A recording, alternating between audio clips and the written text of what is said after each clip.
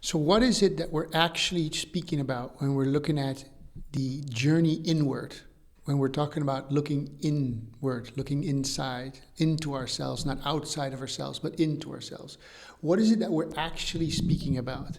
Because of course, meditation and all these things, they've been watered down by our Western society.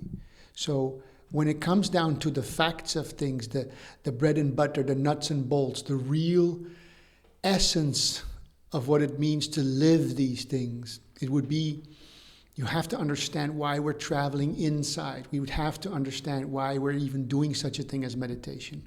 And the process of meditation is actually quite a simple one, but it is not really understood by the human mind. And the best way I think to explain it is that we have a structure in existence.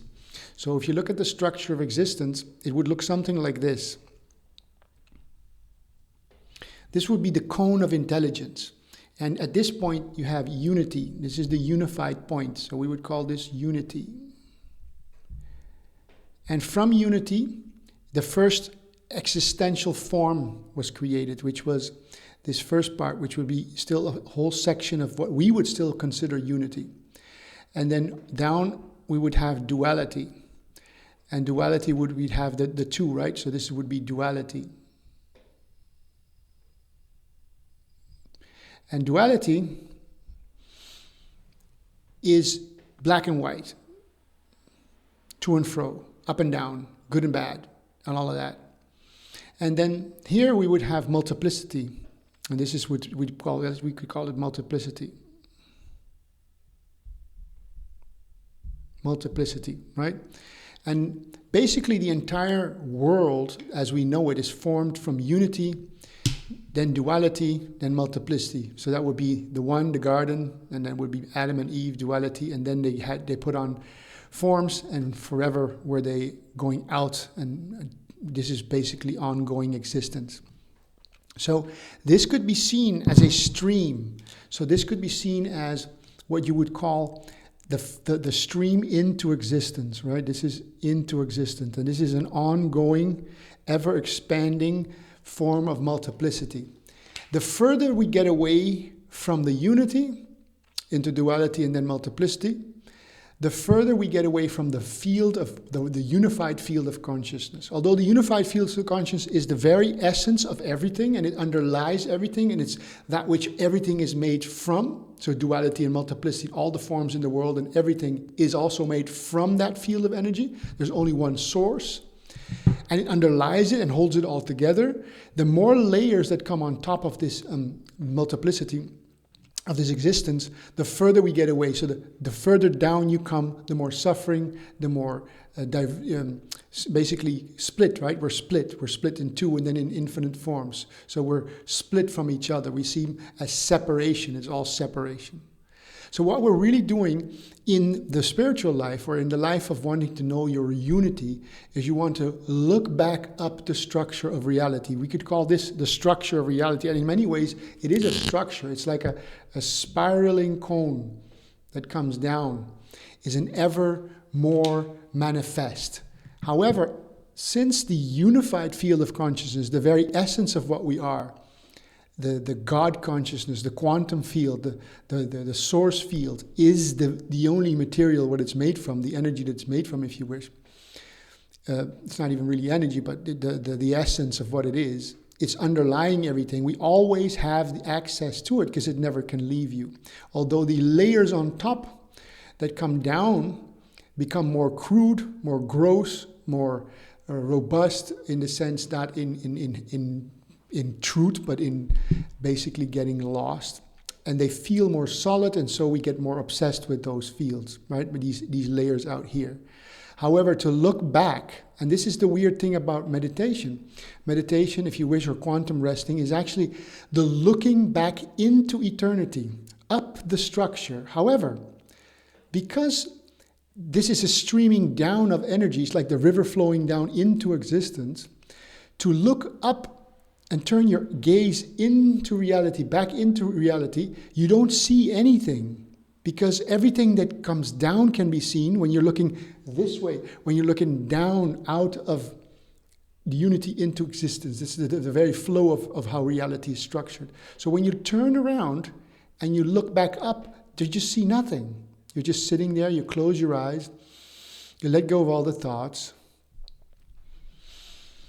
and you look into nothing, and you're as nothing, and you remain as nothing in this silent, quiet place. And it seems there's nothing being done. And so scientific minds would always argue that, wow, what's the point of that, And you'll notice that, well, the point will not be noted until you do it, until you are it, until you look back up into reality, into the nothing, seemingly nothing.